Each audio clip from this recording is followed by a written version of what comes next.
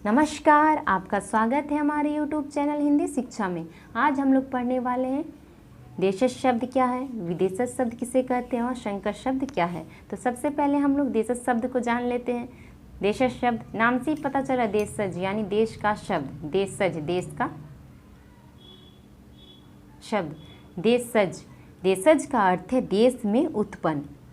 इस प्रकार के शब्द जिसका जन्म, जिसका विकास, जिसका उत्पन्न देश में हुआ है, वे शब्द क्या कहलाते? देशज शब्द कहलाते हैं। तो देशज शब्द को हम लोग इस प्रकार भी समझ सकते हैं, जैसे मान लीजिए दो दोस्त हैं, एक बिहार का है, एक हरियाणा का है।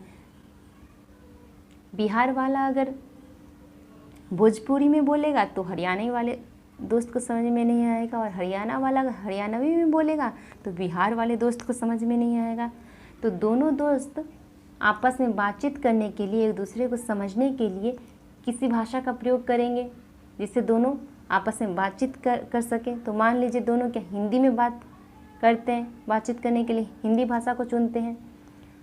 जब बिहार वाला दोस्त हिंदी बोलेगा तो उसके हिंदी भाषा में उसके क्षेत्र भाषा के कुछ शब्द हिंदी में प्रयोग करेगा, उसके हिंदी में उसके क्षेत्र भाषा का प्रभाव दिखेगा। और अगर हरियाणा वाला दोस्त जब हिंदी बोलेगा तो वह अपने क्षेत्र के भाषा शब्द का कुछ प्रयोग हिंदी में करेगा, आवश्यकता के अनुसार कुछ शब्द क्या हरियाणा भाषा के कुछ शब्द क्या हिंदी में प्रयोग करेगा। तो हरियाणा वाला दोस्त के भी हिंदी में क्या उसके क्षेत्र के भाषा का प्रभाव दिखेगा, कुछ वह अपने क्षेत्र के भाषा के कुछ शब्द हिंदी में प्रयोग करेगा। तो यही शब्द क्या है? देशज शब्द है। तो दोनों दोस्त के हिंदी में क्या उसके क्षेत्र के भाषा का प्रभाव रहेगा ही रहेगा। तो यही शब्द क्या है? देशज शब्द है। तो देशज शब्द की परिभाषा हम लोग किस प्रकार दे सकते हैं? जो शब्द क्षेत्र प्रभाव के कारण हिंदी में आवश्यकता अनुसार आ गए हैं वे देशज शब्द कहलाते हैं। जैसे खटखटाना क्या है? देशज शब्द है। पगड़ी, झाड़ू, लोटा, झकझक, भोपू आदि। अब हम लोग पढ़ते हैं विदेशी शब्द क्या है। जैसे नाम से ही पता चला है विदेशी यानी दूसरा देश का शब्द।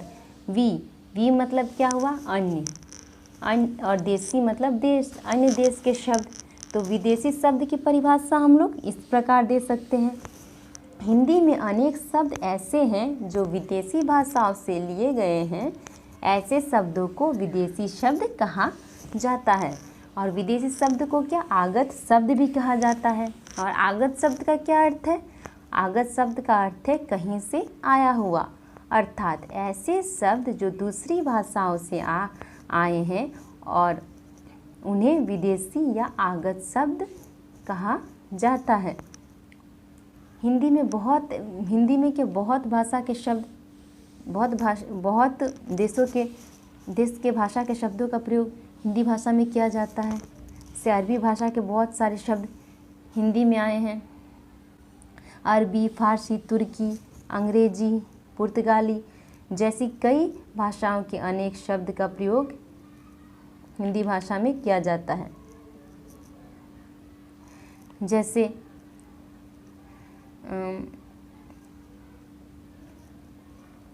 इंजीनियर क्या है? अंग्रेजी भाषा का शब्द है, हिंदी में प्रयोग किया जाता है। बीमा क्या है?